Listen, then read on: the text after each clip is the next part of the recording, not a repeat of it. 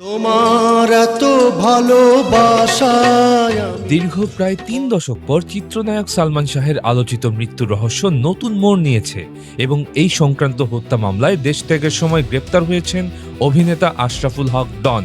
গত ৯ আগস্ট ওমরা পালনের উদ্দেশ্যে সৌদি আরবে যাওয়ার সময় ঢাকার শাহজালাল আন্তর্জাতিক বিমানবন্দরে ইমিগ্রেশন পুলিশ ডনকে আটকে দেয় এবং পরে সিআইডি তাকে গ্রেপ্তার করে আদালতের মাধ্যমে কারাগারে পাঠায়। ১৯৯৬ সালের ৬ সেপ্টেম্বর রাজধানীর ইস্কাটনের বাসায় ২৫ বছর বয়সী জনপ্রিয় এই তারকার রহস্যজনক মৃত্যুর পর থেকেই এটিকে আত্মহত্যা মানতে নারাজ ছিল তার পরিবার।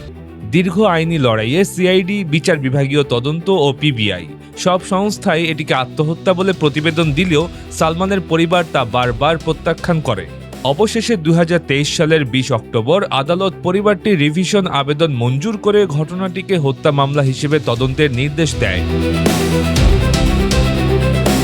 রমনা থানায় সালমানের মামা আলমগীর কুমকুমে দায়ের করা এই নতুন মামলায় সাবেক স্ত্রী সামিরা হক, ব্যবসায়ী আজিজ মোহাম্মদ ভাই ও অভিনেতা ডন সহ ১১ জনকে আসামি করা হয় এবং তাদের দেশত্যাগে নিষেধাজ্ঞা দেওয়া হয়। এই গ্রেপ্তারের ঠিক আগের দিনই এক দীর্ঘ বার্তায় মুখ খোলেন একসময় তুমুল জনপ্রিয় জুটি চিত্রনায়িকা শাবনূর।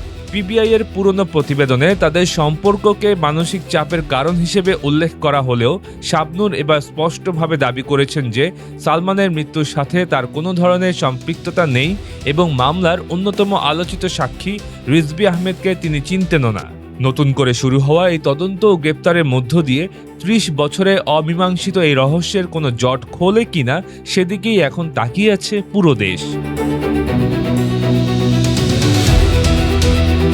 Multimedia desk, dinajpurtv.com।